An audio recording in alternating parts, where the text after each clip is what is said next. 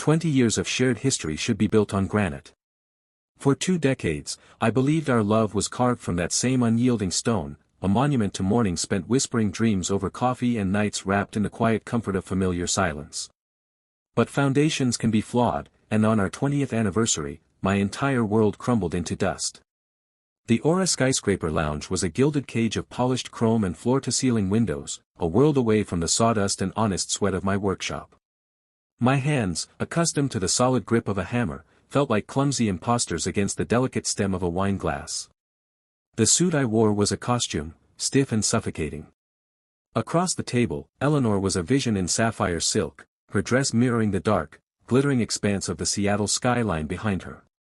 She was beautiful, yet as distant and cold as the stars.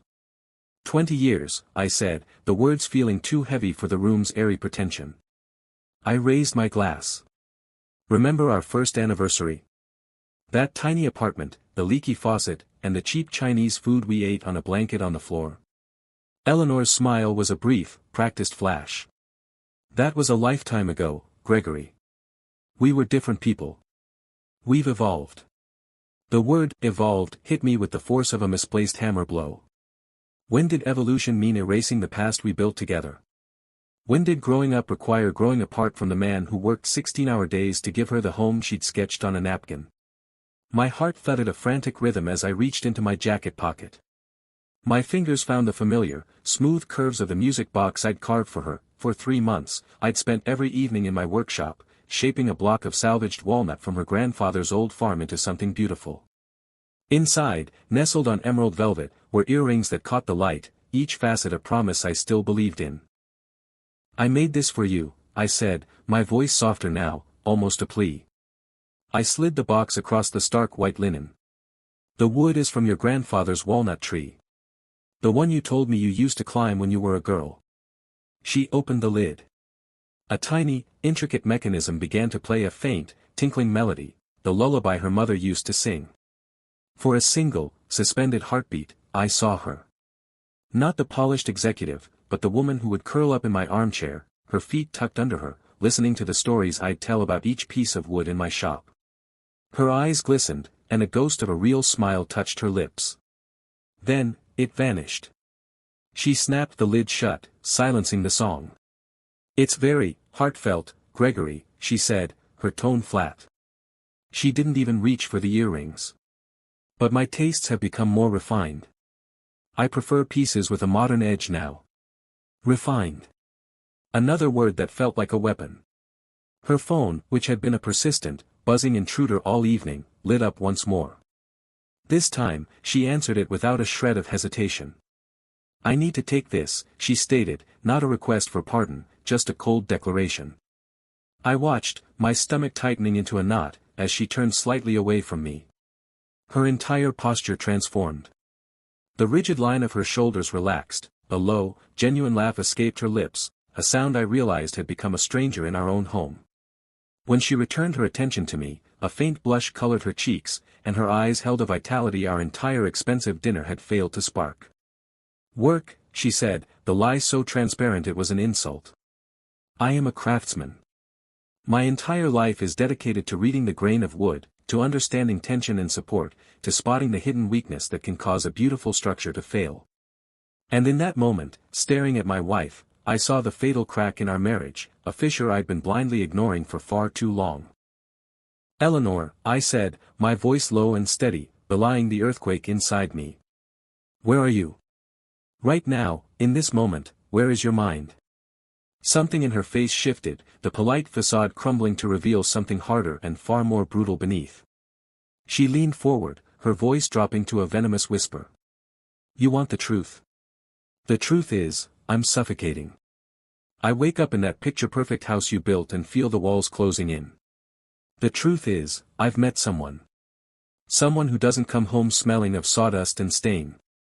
Someone who understands ambition, who talks about art and life, not just wood grain and mortgage payments. The ambient noise of the restaurant, the clink of silverware, the murmur of conversations, faded into a dull, roaring silence. The only thing that existed was the chasm between us. Who? The word was raw, scraped from the ruins of my composure. She stood, grabbing her clutch from the table with a sharp, final motion. His name is Julian. And yes, I'm in love with him. I don't expect you to understand. You're content with your simple life, Gregory. You build things that stand still. He builds empires. With that, she turned and walked away, her heels clicking a staccato rhythm of finality on the polished concrete floor. She didn't look back. I sat there for what could have been minutes or an hour, anchored to the chair by a weight of pure disbelief. The waitstaff moved around me with polite avoidance. Other diners stole glances, their eyes filled with a mixture of pity and morbid curiosity. With a surreal calm, I finished the whiskey in my glass, the burn a welcome sensation in my numb body. I left a stack of bills on the table, enough for the exorbitant bill and a generous tip for the server's unintended voyeurism, and walked out. The cool, damp Seattle air hit my face like a slap. My old, dependable Ford pickup sat in the valet line, a scarred and honest beast among the sleek, shiny sports cars. I climbed in. The familiar scent of oil and pine calming my frayed nerves. I drove the well-known route back to Pinecrest, but every landmark, every streetlight, seemed alien, viewed through the lens of a shattered reality. Home. The word felt hollow now. The house, a craftsman-style bungalow I had built with my own hands, stood at the end of a quiet cul-de-sac. Every beam, every piece of custom cabinetry, every floorboard was a testament to my love, a physical manifestation of the future I thought we wanted. Now, it looked like a beautiful, empty shell. Eleanor's car was gone. Of course it was. She was probably already with Julian. The thought should have ignited a rage, a desire to break something, to scream. Instead, a cold, clear clarity settled over me, quiet and decisive. I walked through the front door into a silence that was louder than any argument. The living room was impeccably decorated, a showroom for a life that no longer existed. It was her domain, all minimalist furniture and abstract art, with no trace of the man who had built the very walls that held it all up. I found sanctuary in my study, the one room she had never bothered to refine.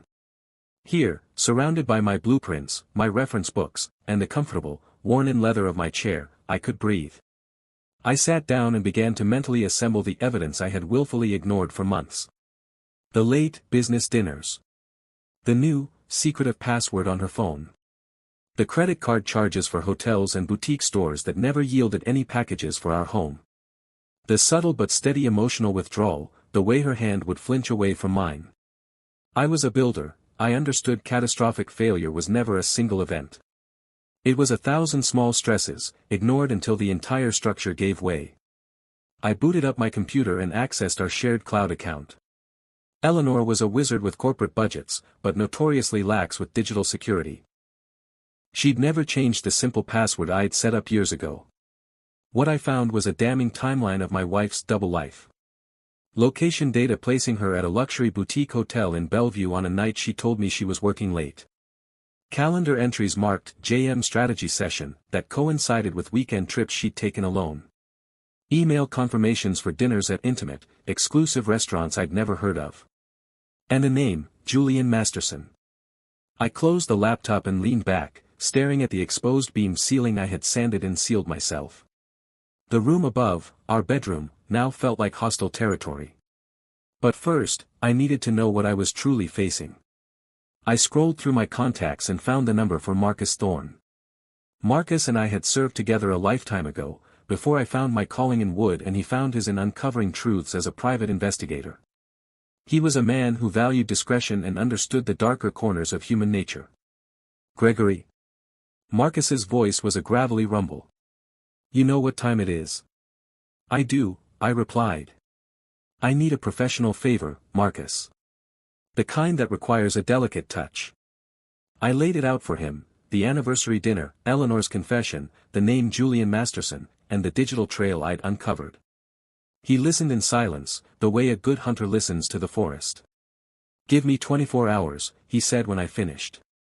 I'll get you a profile on this Masterson character. And Gregory. I'm sorry, brother. I thanked him and ended the call. The rest of the night was spent in the quiet of my study, the first hints of dawn painting the sky before I finally moved. A plan had formed in the cold forge of my heart. I would not beg. I would not fight for someone who had so carelessly thrown us away. But I would protect what was mine with the same meticulous care I applied to my craft. The next morning, I clung to my routine like a lifeline. Shower, coffee, the familiar armor of my work clothes. I had a client meeting to discuss a custom dining table and a site visit to a lake house project. Life, inexplicably, went on. My phone rang just as I was sanding the edge of a maple slab. It was Marcus. "We need to talk," he said, his tone grim. "This is bigger than an affair, Gregory. Can you meet at the Rusty Nail?" The Rusty Nail was our spot, a no-frills bar where the beer was cheap and the conversations were real. I told him I'd be there in an hour. I found him in a corner booth, a manila folder resting between 2 pint glasses of amber ale. His face was etched with the lines of a man who had seen too many versions of this same story. "Sit down," he said, pushing one of the glasses toward me. "You're going to need this." I sat, and he opened the folder. The top photograph showed a man in his late 30s, with the kind of sharp, calculated good looks that come from expensive stylists and personal trainers. He had a smile that didn't reach his eyes. "Julian Masterson," Marcus said, tapping the photo. 38. Partner at a high-end commercial art gallery downtown. Specializes in curating investments for wealthy clients. He flipped to another page, showing bank statements and property records. On the surface, he's legit. But dig deeper, and the picture gets murky. He lives a lifestyle his gallery partner's salary can't support. He's leveraged to the hilt, but always has cash. He has a history of being involved in art deals where the provenance is fuzzy. "I don't understand," I said, though a sickening suspicion was beginning to dawn. "What does this have to do with Eleanor?" "Your wife is the chief financial officer at Nordhaven Tech," Marcus stated flatly. "She oversees a substantial corporate art acquisition budget, a fund designed to invest in pieces that will appreciate in value." The pieces clicked into place with the sickening finality of a lock snapping shut. "Masterson has been using her," I said, the words tasting like ash. "That's the theory," Marcus confirmed. "Look at this." He slid a printed sheet toward me. 6 months ago, Nordhaven purchased a series of modern sculptures for their new corporate headquarters. The deal was brokered by Masterson's gallery. The price was $2 million. He let that number hang in the air before delivering the blow. "I have a contact in the art world. Those pieces, by an unknown artist Masterson represents, are worth maybe $200,000 on a good day." Someone made a killing. The ale turned sour in my stomach. "How many deals?" "3 that I've found so far," Marcus said. "We're talking about over $5 million in misappropriated funds, with Masterson taking a massive broker's fee and likely kicking back a portion to the artist, which is probably just a shell company he controls." I stared at the evidence, the true horror of Eleanor's situation coming into focus. She hadn't just fallen for a charming man, she had fallen for a predator who saw her corporate authority as a piggy bank. "She doesn't know," I whispered, but it was a hope, not a conviction. "Maybe she does, maybe she doesn't," Marcus shrugged. "But her signature is on every one of those acquisition forms. When this blows up, she'll be the one facing a federal investigation for fraud and embezzlement." "Not him." I saw Eleanor's defiant face from the restaurant, so sure she was trading up. She had no idea she was dancing on the edge of a prison sentence. "What are my options?" I asked, my voice hollow. "You can warn her, try to get her to cut ties before the roof caves in. You can go to Nordhaven yourself and cooperate, hoping to shield yourself from fallout. Or you can protect your own assets and let the justice system sort it out." I thought of our joint accounts, the house, the shared investments. If Eleanor went down, the financial tsunami could wipe me out, too. "I need copies of everything," I said. "And I need the name of a good lawyer. The best." "Already on it," Marcus said. "Eleanor Vance. Former federal prosecutor, now the toughest white-collar defense attorney in the state. She's who you want." We parted ways in the parking lot, and I drove to my workshop, the cold clarity hardening into resolve. This was no longer about a broken heart, it was about survival. I called Eleanor Vance and secured an emergency consultation for that afternoon. Then, I spent the hours before it poring over every financial document we had, separating what was mine from what was ours, building a fortress around myself. Eleanor Vance's office was a sleek, powerful space in a downtown high-rise. She was a woman in her 50s with sharp eyes and an air of unshakable competence. "Mr. Reed," she began, gesturing for me to sit. "Marcus has briefed me. You believe your wife is an unwitting participant in a significant fraud scheme." I laid out the evidence from Marcus. She reviewed each document with a predator's focus. "This is very serious," she concluded. "If Nordhaven's internal audit discovers this, and they will, your wife faces charges that carry substantial prison time. Your exposure is limited, but your shared assets are vulnerable. I recommend we move immediately to legally separate your finances through divorce proceedings. Concurrently, we prepare a proactive disclosure to Nordhaven, positioning you as a cooperative party." A divorce, I repeated, the word feeling both terrifying and inevitable. "It is your best shield," she said plainly. "It demonstrates you are taking steps to sever ties with potentially criminal activity." I authorized her to begin the process. As I drove to my lake house project, the weight of what I was about to do settled on me. I was going to dismantle my marriage to save myself from the wreckage of my wife's terrible choices. That evening, a strange calm settled over me. I drove to the district where Masterson's gallery was located and waited. I needed to see the man who had so easily dismantled my life. He emerged just after 7 p.m., laughing on his phone, dressed in a tailored overcoat that screamed money. He looked exactly like the kind of man who would see a person as a transaction. I got out of my truck and crossed the street. He ended his call as I approached, his expression shifting to one of mild annoyance. "Can I help you?" he asked, his tone dismissive. "Julian Masterson. I'm Gregory Reed. Eleanor's husband." His face went through a rapid series of adjustments, surprise, fear, and finally, a thin veneer of arrogance. "Look, man, I don't want any trouble. What happened between Eleanor and me, it's complicated. You think this is about an affair?" I asked, my voice dangerously quiet. He blinked. "Isn't it?" I gave him a smile that held no warmth. "My marriage was over the moment you entered the picture. This is about something else." I pulled a folded sheet from my pocket, a summary of one of the art deals. "Recognize this?" He glanced at it, and the color drained from his face. "I have no idea what that is." "Sure you do," I said, stepping closer. "You've been using my wife to funnel millions from her company into your pocket. Her signature is on those forms. She's the one who will go to prison for your scheme." He tried to sidestep me, but I blocked his path. "Here's what's going to happen. I'm divorcing her. I'm cooperating with the investigation that's coming. And I'm going to make sure everyone knows she was your mark, not your partner." "You can't prove anything," he sputtered, but the panic in his eyes betrayed him. "I don't have to," I replied. "Nordhaven Security will handle that. I just wanted to look you in the eye. You thought you were so smart, seducing the wife of a simple carpenter.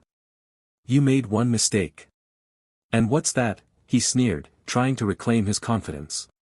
"You threatened everything a man has built. We don't break easily." I let him scramble to his expensive car and drive away. I felt no triumph, only the cold satisfaction of a necessary task completed. 3 days later, Eleanor came to the house to collect some of her things. The defiance was gone, replaced by a pale, shaken anxiety. "I heard you filed for divorce," she said, standing in the foyer like a guest. "I did," I confirmed. "I also heard you were placed on administrative leave from Nordhaven." "It's a misunderstanding," she insisted, her voice trembling. "There's an audit, it will all be cleared up." "Is that what Julian told you?" I asked softly. Her composure cracked. "Leave him out of this. He loves me. We're going to start our own consulting firm. He's a con man, Eleanor." I showed her the photo Marcus had sent me that morning, Julian Masterson at the airport, checking in for a flight to Buenos Aires with 2 large suitcases. "He drained his accounts yesterday. He's gone. And he left you here to face the music for the $5 million in fraudulent art deals you authorized." The truth finally broke through her denial. She sank onto the bottom step of the staircase I had built, her face in her hands. Sobs racked her body.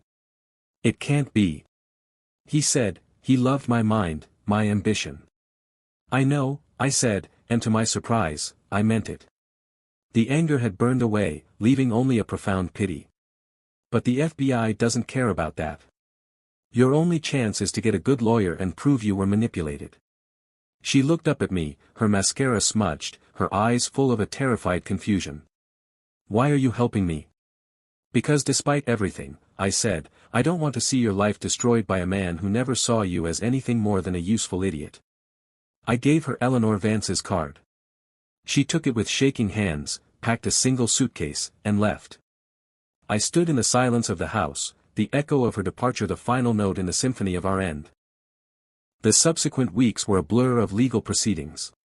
I met with Nordhaven's stern security director, providing all the evidence Marcus had gathered. My divorce moved forward with brutal efficiency. Julian Masterson was arrested a week later in a Buenos Aires hotel room, with over $1 million in cash in his luggage. The news reports painted a picture of a serial fraudster who targeted successful, unhappy women in positions of financial authority. Eleanor, with Eleanor Vance's fierce representation, managed to avoid prison. She pleaded guilty to charges of negligent oversight and was sentenced to probation, community service, and massive restitution. Her career was over. On the day my divorce was finalized, I drove to the coast. I stood on a cliff overlooking the Pacific, the relentless crash of waves against the rocks a violent, cleansing sound. I thought about foundations. I had built my marriage on what I believed was the bedrock of love and loyalty. But I had failed to see the soft, unstable ground of Eleanor's discontent beneath it. A foundation is only as strong as what it rests upon. I returned to my workshop. On my drafting table was a new design, not for a client, but for myself. A small, modern cabin on a piece of land I just bought overlooking the water. Simple lines, honest materials, glass walls to let the light in. A structure built for the man I was now, not the man I had been. 6 months later, I was putting the finishing touches on the cedar deck of that cabin when a letter arrived, forwarded from my old address. The handwriting was Eleanor's. "Gregory, I'm in Portland now. I have a small apartment and a job as a bookkeeper. It's humble, but it's honest. I testified against Julian. The judge said he showed a pattern of exploiting emotional vulnerability for financial gain. I finally see it all clearly. You were my foundation, and I traded solid ground for a mirage. I am so sorry for the pain I caused. I hope you are building something beautiful. You always did." I folded the letter and placed it in a small, carved box on my mantelpiece. Then I went back to work, sanding the deck railing until it was smooth to the touch. The sun was setting, painting the sky in fiery hues, and the air smelled of salt and fresh-cut wood. My phone rang. It was Eleanor Vance. "Gregory, Nordhaven recovered a significant portion of the funds.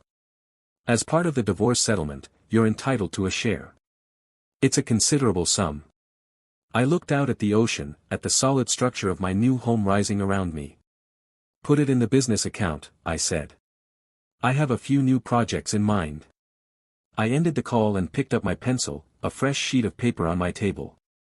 The future was a blank page, a blueprint waiting to be drawn. And I was ready to build. Subscribe Karma Twin Voices for more.